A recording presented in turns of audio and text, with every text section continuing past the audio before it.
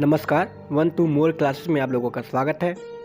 आज के राजनीति विज्ञान के महत्वपूर्ण प्रश्नों की श्रृंखला में हम आगे बढ़ते हुए जो हमारा पहला प्रश्न है वह आप लोगों के सामने है। माउंटबेटन योजना का संबंध निम्नलिखित में से किससे है?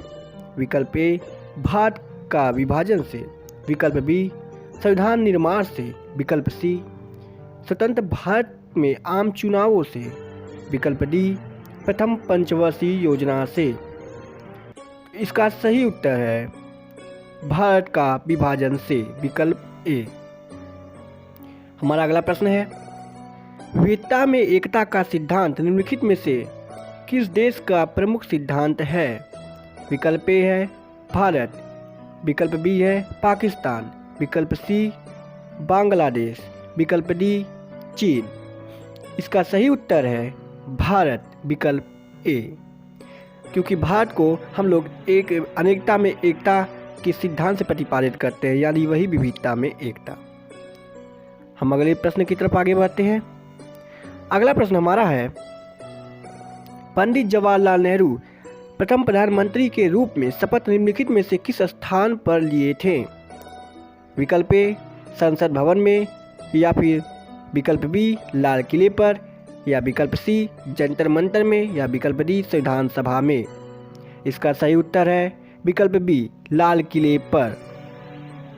अगला प्रश्न हमारा है, नवोदित राष्ट्र का सबसे पहले कार्य होता है। नवोदित राष्ट्र का सबसे पहला कार्य क्या होता है? विकल्प ए है गरीबी दूर करना, विकल्प बी राष्ट्र निर्माण करना, विकल्प सी दुश्मनों से देश की रक्षा करना, यानी दुश्मनों से देश का युद्ध करना, देश के लिए युद्ध करना, विकल्प डी अंतर्राष्ट्रीय संगठनों में शामिल होना। इसका सही उत्तर है विकल्प बी राष्ट्र निर्माण करना।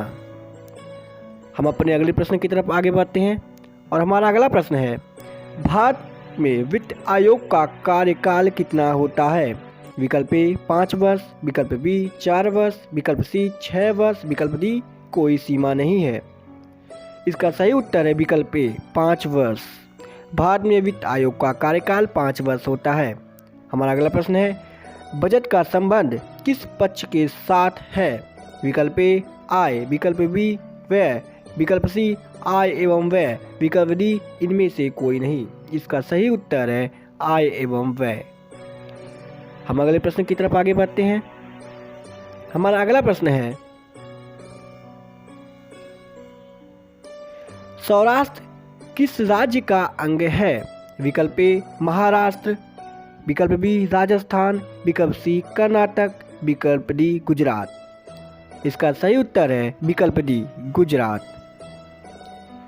हमारा अगला प्रश्न है, भारतीय संघीय व्यवस्था में किसे अधिक शक्तियां प्राप्त हैं? विकल्प ए केंद्र को, विकल्प बी राज्य को, विकल्प सी जिले को, विकल्प डी इनमें से कोई नहीं। इसका सही उत्तर है भारतीय संघीय व्यवस्था में केंद्र सरकार को अधिक शक्तियां प्राप्त होती है। हमारा अगला प्रश्न है, निम्नलिखित में से कौन भारतीय संघीय व्यवस्था की विशेषता नहीं है? विकल्प ए दोहरी नागरिकता, विकल्प बी शक्तियों का विभाजन, विकल्प सी स्वतंत्र न्यायिक व्यवस्था, विकल्प डी संविधान की सर्वोच्चता।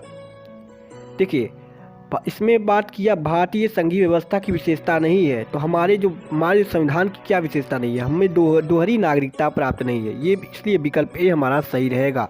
दोहरी नागरिकता का तात्पर्य होता है कि हमें राज्य और देश का अलग अलग नागरिकता नहीं प्राप्त, हमें एक ही नागरिकता प्राप्त है कि हम भारत के निवासी हैं, हम भारत के नागरिक हैं, हमारा यही एक नागरिकता हमें प्राप्त है।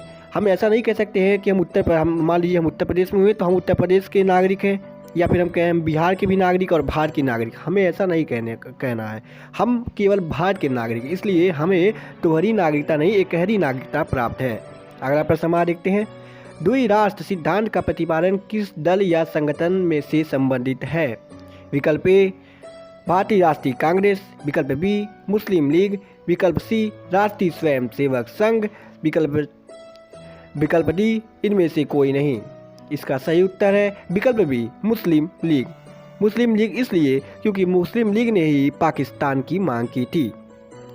हम अगले प्रश्न की तरफ आगे बढ़ते हैं। हमारा अगला प्रश्न है, हैदराबाद का भारतीय संघ में विलय किस प्रकार किया गया था? आप लोगों को पता है, जब भारत का निर्माण चल रहा था तो भारत में कुल 552 से अधिक देशी रियासतें थीं। उन सभी को मिलाया गया। मिलाने के बाद कुछ राज्य जो थे उन स्वेच्छा वो मिले नहीं, भारत में मिलना नहीं चाहते थे। जैसे कि हैदराबाद हुआ, जूनागढ़ हुआ और हमारा जम्मू कश्मीर हुआ, तो इनको मिलाया गया किसी न किसी तरीके से। उसी तरह हैदराबाद को भारत में किस प्रकार मिलाया गया? क्या विकल्प ए है स्वेच्छा से, क्या वह स्वेच्छा से मिला? विकल्प बी बलपूर्वक, क्या उसको बलपूर्वक मिलाया गया? विकल्प सी अंग्रेजों के मध्यस्थता से, क्या अंग्रेजों ने उसको मिलवाया? विकल्प डी उपयुक्त सभी तरह से, यानी कि सभी प्रकारों से। तो इसका सही उत्तर है विकल्प बी बलपूर्वक।